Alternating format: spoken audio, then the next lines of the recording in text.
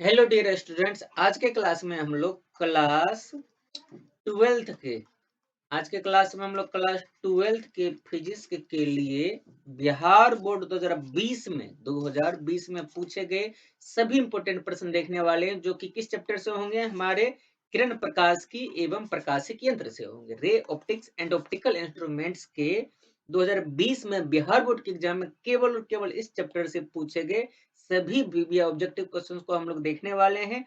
तो बड़े आसानी से हम लोग हर एक क्वेश्चन को डिटेल से समझेंगे। अगर आपका कहीं किसी चीज में डाउट रह जाए तो हमें कमेंट सेक्शन में पूछिएगा, बतलाइएगा, या फिर आप हमसे हमारे किसी भी सोशल मीडिया हैंडल पर संपर्क करके हमसे पूछ सकते हैं। ठीक है, आप हमें व्हाट्सएप भी कर सकते हैं इस नंबर पे। तो हम लोग अपने शुरू करते हैं पहले सवाल की तरफ, जो कि हमारे सामने है। ये सब के सब 2020 का पूछा हुआ मिलेगा। यौगिक सूक्ष्मदर्शी, यौगिक सूक्ष्मदर्शी का मतलब संयुक्त सूक्ष्मदर्शी, कंपाउंड माइक्रोस्कोप हम लोग उसको कहते हैं। संयुक्त सूक्ष्मदर्शी की क्या पूछी गई है? संयुक्त सूक्ष्मदर्शी की नली की लंबाई, संयुक्त सूक्ष्मदर्शी की नली की लंबाई को हम लोग एल से सूचित करते थे।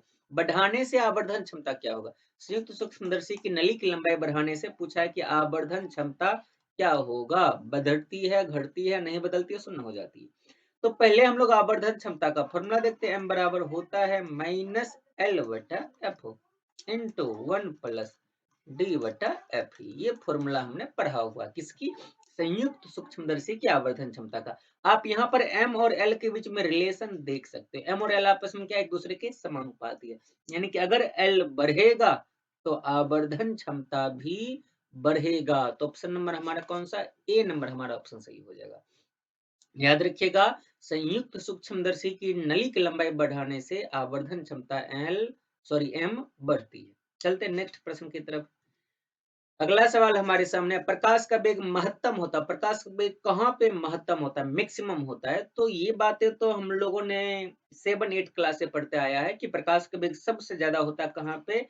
निर्वात में, निर्वात में, वैक्यूम में प्रकाश का वेग सबसे ज्यादा होता है। ठीक है, तो ऑप्शन नंबर डी हमारा सही हो जाएगा। निर्वात में प्रकाश का वेग सबसे ज्यादा होता है। उसके बाद होगा हवा में, उसका शीशा में, और सबसे कम होगा पानी में। ये सब आंसर हमारा सही नहीं है, हमारा सही है निर्वात। ठीक है, नेक्स्ट प्रश्न की तरफ चलते हैं, जो कि हमारे सामने है। हीरा का अपवर्तनांक, याद रखिएगा, सबसे ज्यादा अपवर्तनांक होता है हीरा का।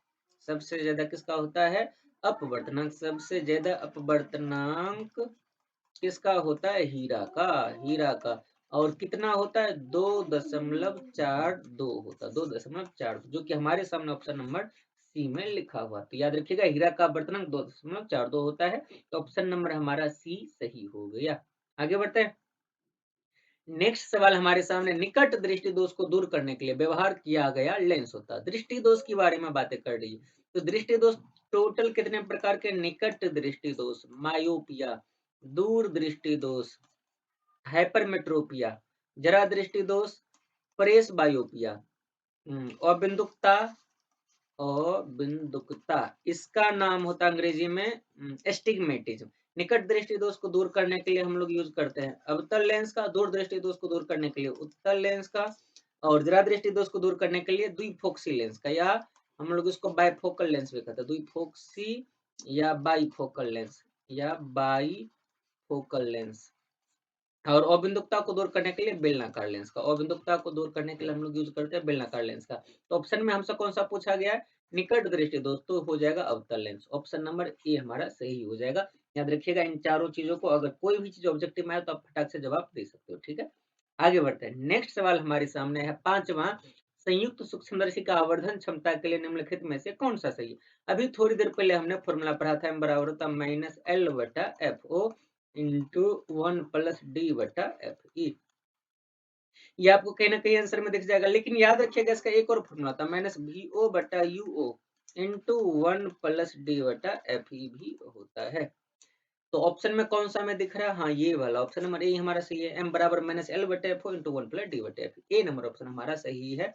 इसकी फॉर्मूला को आप याद रखिएगा, संयुक्त सूक्ष्मदर्शी की आवर्धन क्षमता का। ठीक है, तो ये हाँ, ये टोटल 5 सवाल थे आज के हमारे क्लास के, क्योंकि 2020 में किरण प्रकाशिकी और प्रकाशिक यंत्र से 5 प्रश्न पूछे गए थे, जो आज के क्लास में हमने डिस्कस किया है। बाकी अगले क्लास में हम लोग 2019 का, फिर 18-17 का बारी-बारी से हर एक साल का डिस्कस करेंगे। तो इतने कम समय में हमने बहुत ही कम की चीज़ों को आज के क्लास में स्टडी किया है। अगर आपके इसमें से कहीं कोई डाउट रह जाए तो हमें कमेंट सेक्शन में बताइएगा, और आपका क्या डिमांड है ये भी कमेंट सेक्शन में बताइएगा। और आज के क्लास को पूरा देखने के लिए आप सबका तहे दिल से बहुत-बहुत धन्यवाद। मिलते हैं इसी प्रकार के एक और वीडियो के साथ अगले क्लास में। धन्यवाद।